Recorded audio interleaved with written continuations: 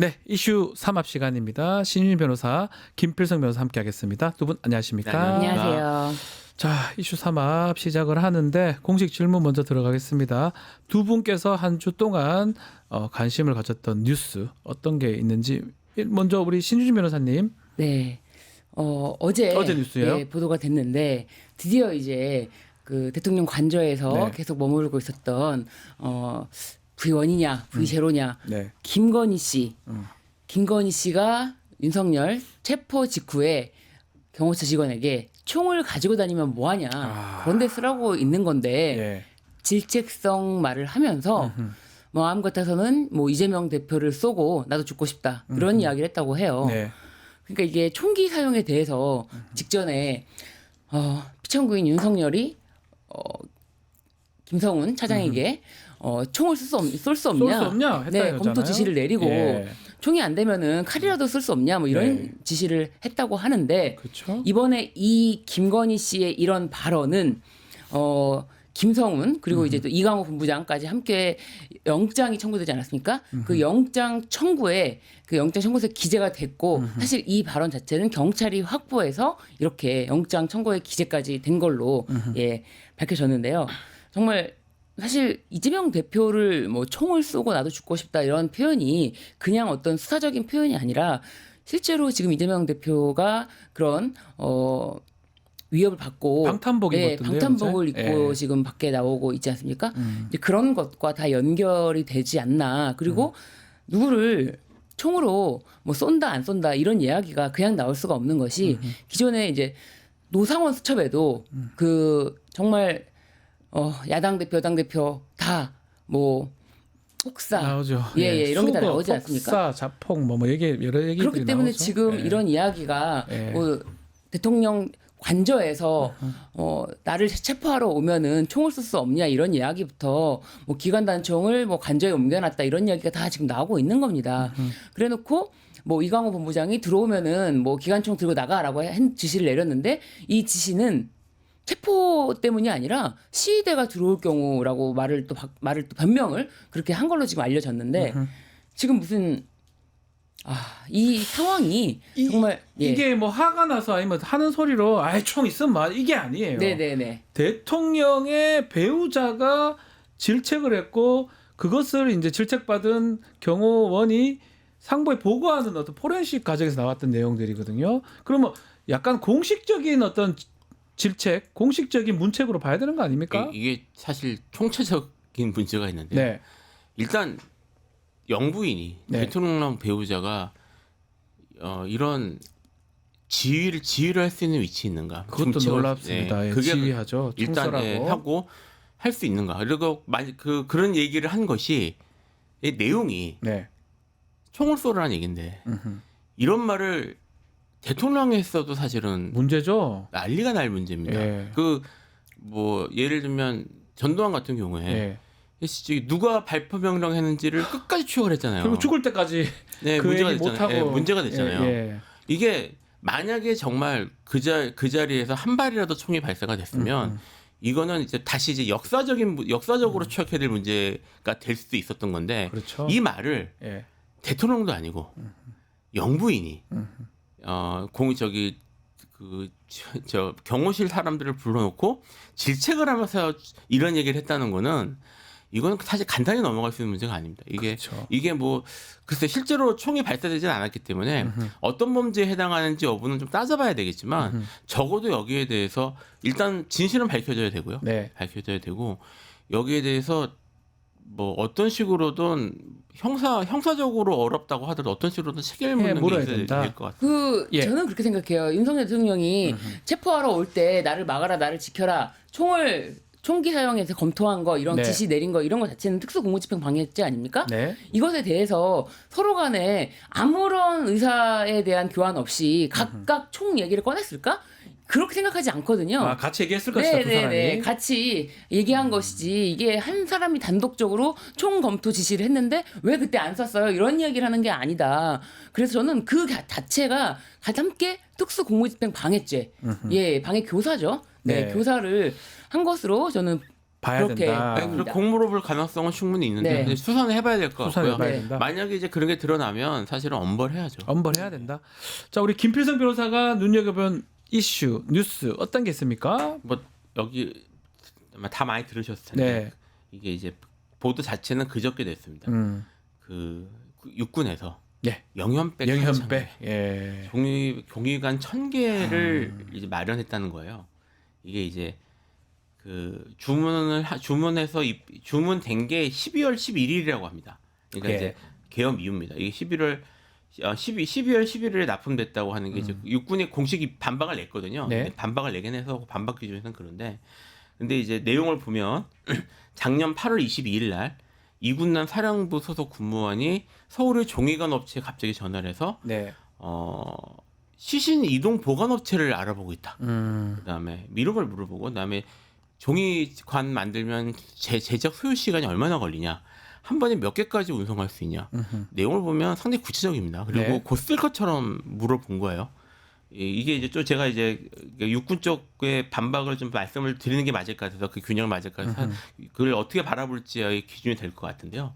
뭐 그러고 나서 연락이 없어서 뭐 업체도 납품하지 않았다라는 것이고, 근데 이제 그 알아본 이후에 적어도 5년 이내에는 군이 이런 걸 사본 적이 없고, 그렇죠. 그리고 그 창군 이래로 한 번도 이런 거를 시도해 본 적이 없었던 걸로 이제 추측이 된다라는 네. 그런 보도였습니다. 그리고 이제 문제 영연백도 원래는 한 1,800개 정도가 기본적으로 유지가 되고 있었는데 창군이 지금까지요. 네. 갑자기 이제 작년에 3,000개를 더 사가지고 거의 5,000개 가까이 영연백을 확보를 한 거예요. 네.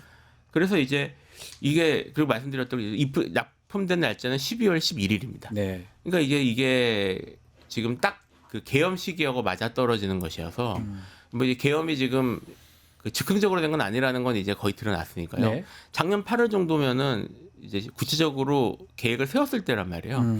그래서 이제 지금 쏟아지는 의혹은 이게 사람을 그렇게 죽일 가능성까지 염두에 두고 계엄을 한 것이 아니냐라는 것이고, 여기에 대해서 육군은 이렇게 얘기를 했어요. 육군은 뭐 영연백을 원래는 대량 확보하는 게 2022년 합참의 계획에서 나왔고, 그래서 이제 2024년부터 28년까지 이거 확보하기 순차적으로 확보하기 위해서 납품을 받는데 1회 첫 납품이 그때 있었던 것이다라고 네. 나왔는데, 사실 이제 개인적으로 뭐 이건 사실 전 수사해봐야 된다고 봅니다. 이거는 만약에 대량으로 사람을 죽일 생각이 있었으면 이거 학살이잖아요. 그렇죠. 있을 생각이 있었던 거. 그리고 이거는 내란에 있어서 내란에 이제 물론 지금 내란은 이제 저 포괄로 가긴 갑니다만 내란죄의 중대성 심각성을 이제 판단하는 중요한 기준이기 때문에 수사를 해야 된다고 보는데, 예. 이게 이제 영연백 하나에 2-3만 원 정도 한대요. 비싸네요. 하나에 2-3만 원 정도인데. 2-3만 원이요? 2-3만 원. 2-3만 원. 하나 2-3만 원 정도인데. 그리고 이제 이게 그 군에서 사용하는 것들이 일반 납품도 일반적으로 쓰이기도 하는 모양이에요. 뭐 저기 그런 변사자나 이렇게 처리하는 경우도 있으니까 시장에 기본적으로 나와 있는 물건이에요. 특별히 주문하는 건 아닌 것 같고.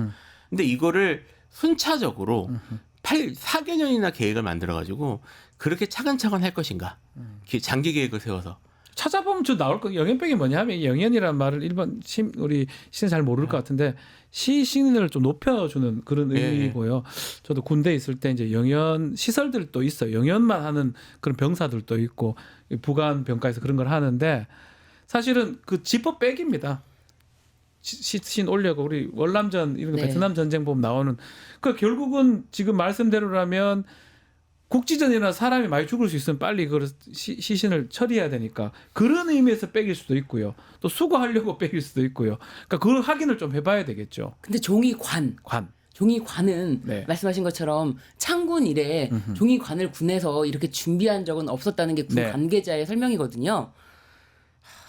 종이관, 영연백, 처리, 종이관을 생각하면 뭔가요? 종이관으로 뭐 시신을 잘 처리한다 이게 아니라 태우는 거 아닐까요? 그러니까 군에는 사실은 1년에 육군 정도 한 100여 명 정도가 사망자가 그렇죠. 발생합니다. 뭐 자살이든 뭐 사고든.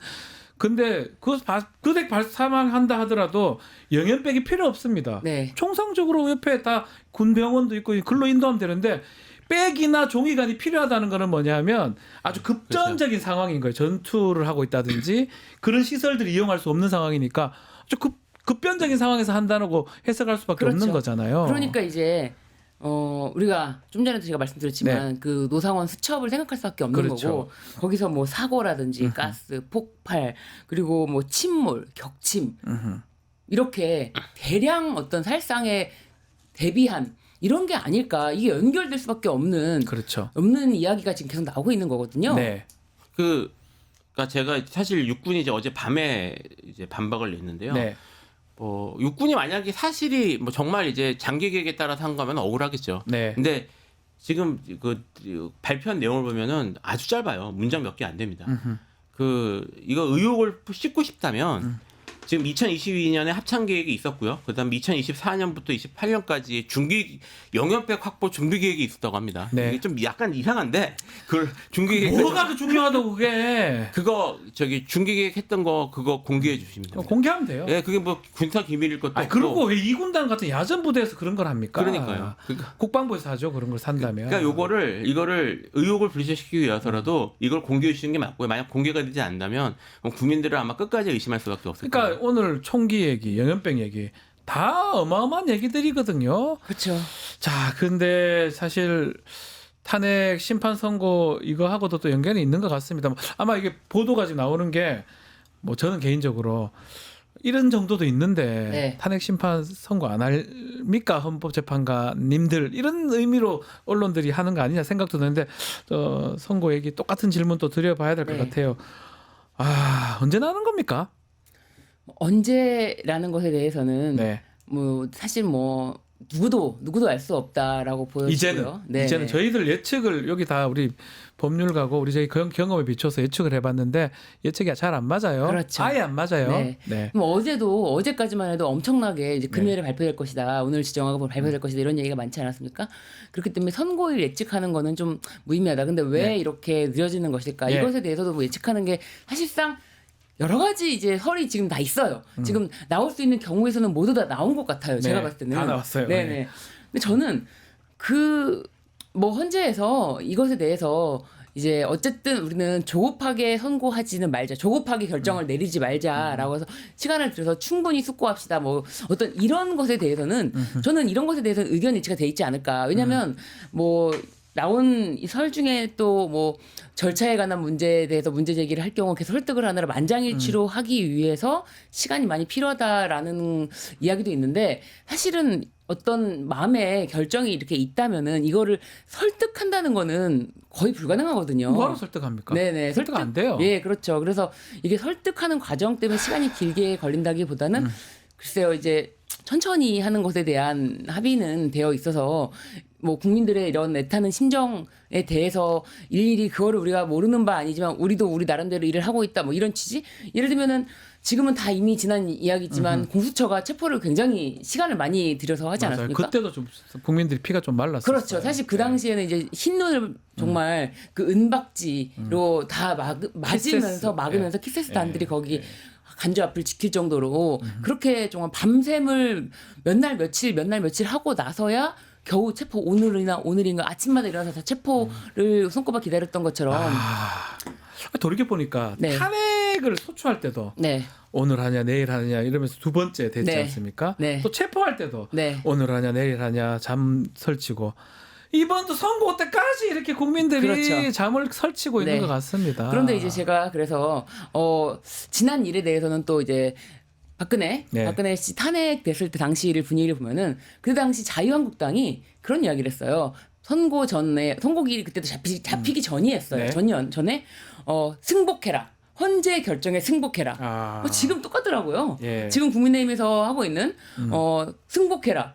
그거를 왜 똑같은 짓을 하고 있는지 모르겠어요. 승복해라 하고 그때 박근혜 탄핵이 됐죠. 그렇죠. 예. 승복해라라고 했을 때 그때 이제 첫 번째 나왔던 이야기이기 때문에 그때는 저쪽에서 혹시라도 무슨 이야기라도 듣고 저런 이야기를 하는 게 아닐까라는 네. 그런 어마어마한 진짜 소름 돋는 불안감이 엄습된다라면서 뭐 어마어마한 이제 또 이야기가 이제 반대쪽 이야기가 나오고 했었는데 네. 지금도 저는 그래서 이번에도 승복해라고 했을 때 똑같은 짓을 또 하고 있구나. 예측을 네. 하시는 거군요. 어떻게 보십니까, 김 변호사님? 뭐 오늘 고지하고 내일 선고하는 거 아니면 다음 주 아니면 4월 달까지 별의별 얘기가 다 나오고 있거든요. 사실 모르겠습니다. 아 모르겠다. 예. 이제는 모르겠다 이제는 말씀하시는군요. 그게 사실 이제 저는 이 사건 처음 이제 시작할 때 네. 탄핵 처음 냈을 때 2월 말도 가능하다고 봤어요. 2월 말. 예, 왜냐면 2말 이게- 3초 얘기했었습니다. 예, 2월 말이 가능하다고 생각했던 이유가 이게 뭐 저기 쟁점이 복잡하거나 아니면 뭐 이런 게 아니거든요. 네. 근데 이제 그 증인 채택되는 걸 보면서 숫자가 좀 증인 좀 있네. 생각보다는 좀 하는구나. 그러면 3월 초까지는 되겠다라고 생각을 했었어요. 근데 그 3월 초는 진짜 진작에 지났고 네. 그 사실 이제 변론 종결이나 이런 것들은 제가 생각했던 정도에 끝났거든요. 2월 25일입니다. 예, 끝났기 때문에 한 뭐 2주 뭐 이렇게 생각을 했으니까. 근데 제가 이제 개인적으로 법조인들이 상식적인 기준에서 경험에서 생각할 수 있는 최장 기간은 지난주로 끝났다고 생각을 합니다. 네. 그러니까 이걸 넘어가는 거는 상식적이지 않고요. 그러니까 이제 상식적이지 않다는 건 예측이 안 된다는 겁니다. 네. 예측이 안 되는 거. 다만 제가 이 관련해서 지금 앞으로도 오늘도 지금 이야기를 듣고 계시지만 앞으로도 이런저런 얘기를 참 많이 들으실 거예요. 뭐 온갖 그러니까요. 분석을 하고 뭐 얘기를 하고 그리고 요즘 이제 댓글이라고 막 돌더라고요. 엄청 너무 많이 와요. 너무 많이 도는데 네. 그걸 보면서 제가 이야기를 한번 제가 좀 방송이나 이런 데서 말하면 좋겠다는 생각이 드는 게 있어 말씀을 드리면 뭐죠? 하나도 안 맞습니다. 하나도 맞는 게 없다. 하나도 맞을 수가 없습니다. 네. 이게 우리나라 법조계에 대한 이 신뢰도가 정말 낮기로 유명하죠. 전 세계적으로. 네. 그 우리나라 법원이 그 전두환 박정희 때도 딱 하나 지킨 게 있습니다. 뭐죠?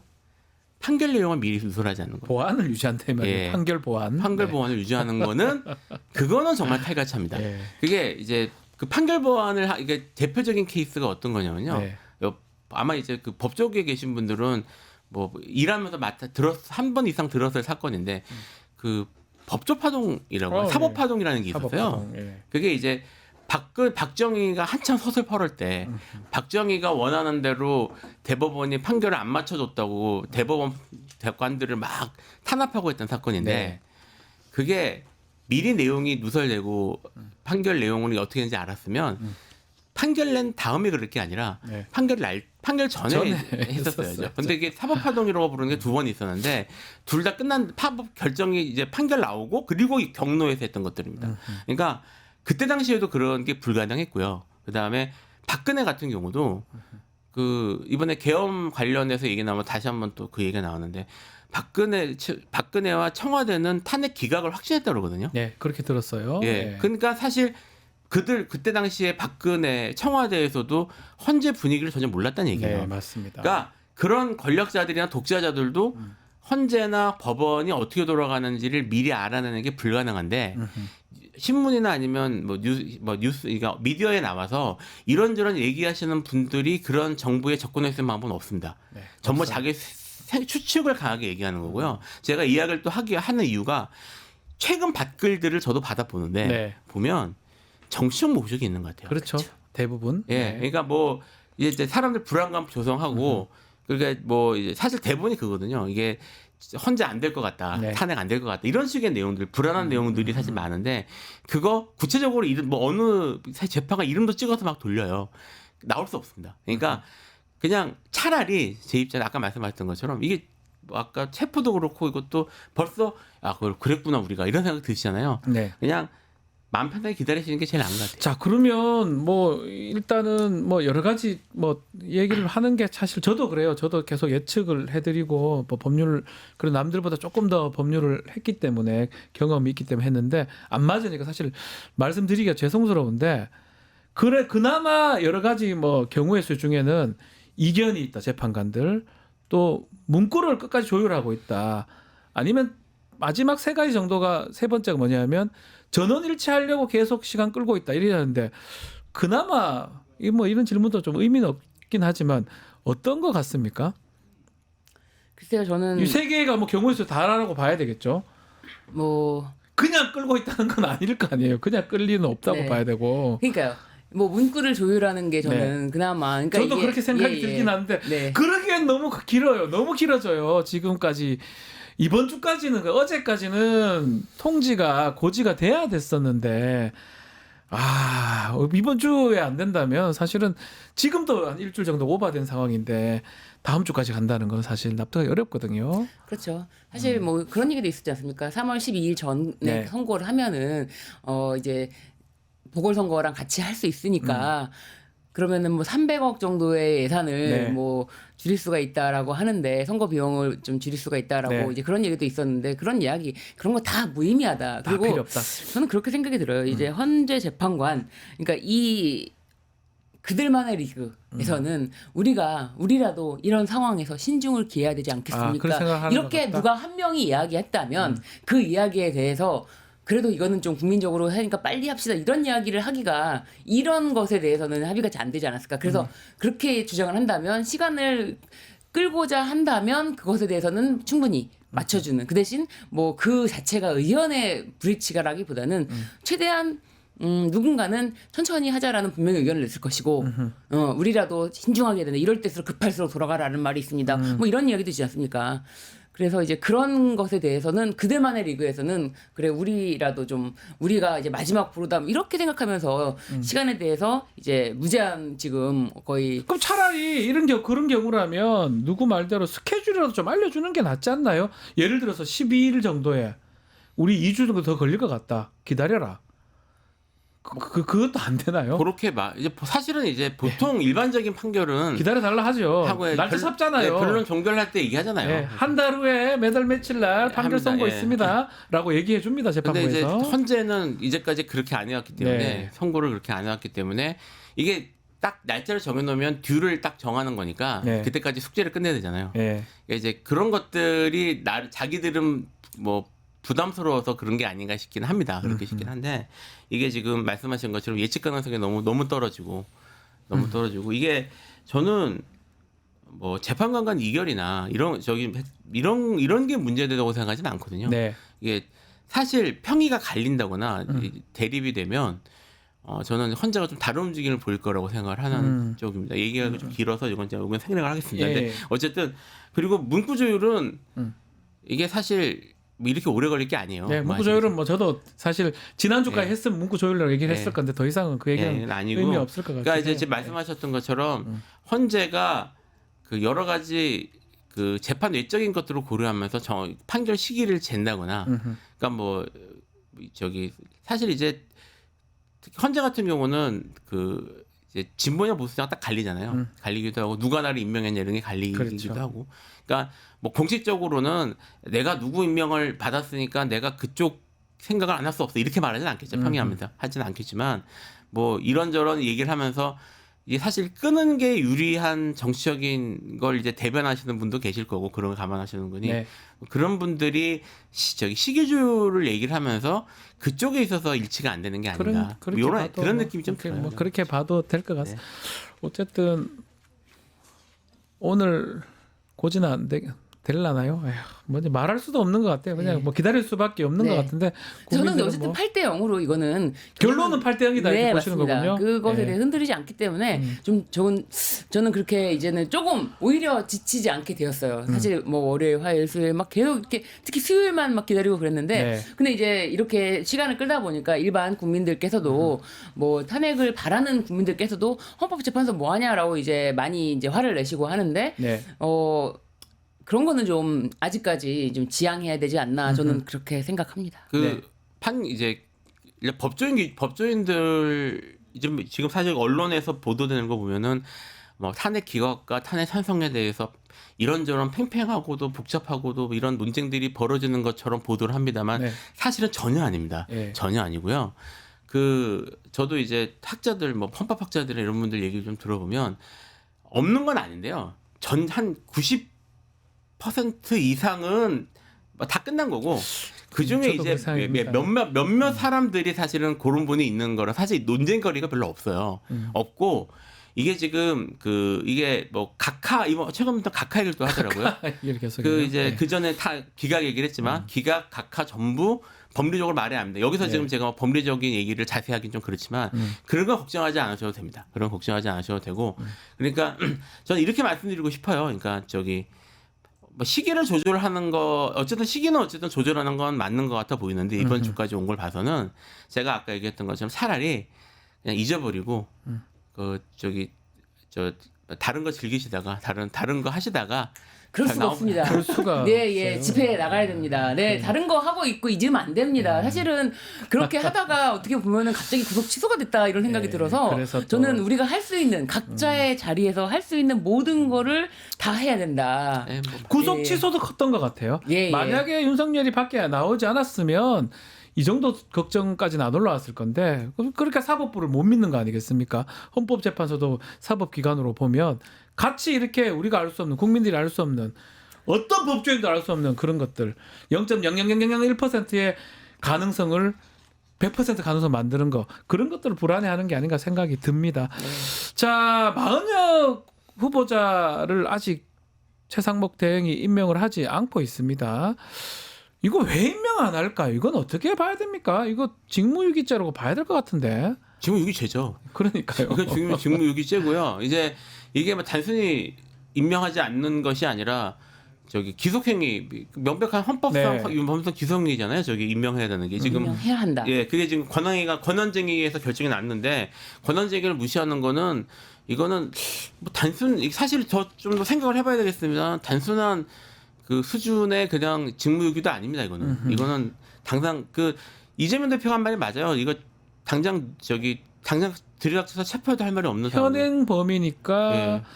현행범은 사실 형사법 보면 누구나 체포할 수 있게 돼 예. 있어요. 현행범 체포. 그러니까 예. 이게 왜 이 사람이 왜 이러나 싶은 생각은 사실 듭니다. 제가 이게 그 전까지는 그러니까 권한쟁의가 나오기 전까지는 뭐 이런저런 핑계를 대면서 하는 게 뭐 가능했을지 모르겠지만 본인들 입장에서는 권한쟁의 이거는 이거 결과를 따르라는 건 헌재재판소법하고 법에 딱 찍혀 있거든요. 네. 근데 이렇게까지 하는 거는 결국은 본인이 뭐 정치적 속셈, 뭐 계산 이런 게 있는 것 같은데요. 뭐 장기적으로 이것이 자기한테 정치적으로 이득이 될 거라고 생각하는 건 아닌 것 같고 이게 이제 3명 중에 2명 임명했을 때 양쪽에서 다 욕을 먹었잖아요. 네. 근데 지금 이 최상목 대행도 결국은 국힘 쪽 지지자들의 지원을 받아야지 살 수 있는 그러니까 뭐 그쪽을 업어야 그쪽에서부터 또 내쳐지면은 사실은 자기가 이제 도움받을 수 있는 데가 없으니까 네. 뭐 욕을 먹고 어차피 내란에 이제 주요 임무 종사자로 들어갈 가능성이 매우 높은 사람이라 어차피 자기가 물러설 데가 없으니까 그쪽에 밑보이는 짓은 하지 말자. 네. 하더라도 내 손에 피를 묻히지 말자. 뭐 이런 생각을 하는 게 아닌가 싶은 생각이 근데 개인적으로 이게 듭니다. 정말 전형적으로 헌법 수호의 의지가 없음을 온몸으로 표현하는 거거든요. 네. 매 순간순간 숨쉬는 순간순간마다 헌법 수호의 의지가 없다. 나는 헌법 수호의 의지가 없는 사람이다. 라고 계속 표현하는 거기 때문에 지금 당장 탄핵을 한다고 하더라도 이것에 대해서는 더 이상 이론의 여지가 없다. 헌법 수호의 의지가 없다는 이유로 박근혜 씨가 탄핵이 된 맞습니다. 겁니다. 맞습니다. 그만큼 네. 헌법 수호의 의지가 없는 사람이 국정에 손을 댄다는 거는 있을 수가 없는 일인데 네. 어제는 퍼스널 칼라를 이제 본다면서 대보면서 굉장히 해맑은 표정을 지었는데 네. 퍼스널 컬러는 한 가지로 이미 정해져 있지 않을까. 뭐죠? 수의복? 수의 색깔입니까? 네, 그런 이제 이야기가 돌고 있습니다. 그 정도로 지금 헌법소의 의지가 없는 자가 지금 권한 대행의 자리에 있다는 것은 말이 되지 않는다. 네. 알겠습니다. 자, 하여튼 많은 국민들 또 많은 우리 시청자분들도 정말 스트레스가 좀 그게 다른 것 같습니다. 나라 걱정하는 마음이겠죠. 아마도 정상적으로 가는 모습, 그 모습 언제 또 이루어질지 보여줄지 하여튼 오늘이라도 좀 나면 좋겠다는 생각이 다음 주 한다고 나면 그나마 그래도 조금 덜 불안할 것 같은데 알겠습니다. 자, 오늘 말씀은 여기까지 드려야 될 것 같습니다. 김필성, 신유진 두 분 감사합니다. 네, 감사합니다. 유튜브 구독하고 실시간 채팅과 댓글을 남기시면 매일매일 7천 TTCO를 드립니다. 참여 방법은 통통물 어플을 다운로드하고 회원가입과 로그인을 해주세요. 마이페이지에서 나의 회원 고유 번호를 복사해주세요.